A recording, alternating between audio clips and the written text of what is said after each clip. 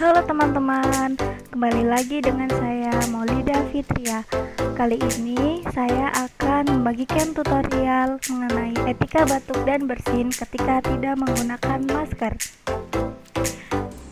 Mengenai etika batuk yang bersin yang salah, yang pertama yaitu ketika kita batuk dan bersin sembarangan tanpa menutup hidung atau mulut.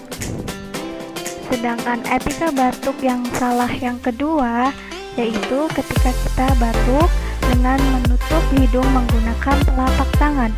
Itu salah karena telapak tangan mengandung banyak kuman.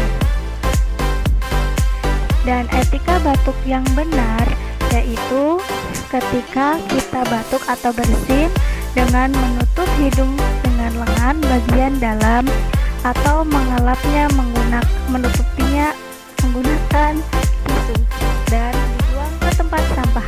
Terima kasih. Bye bye.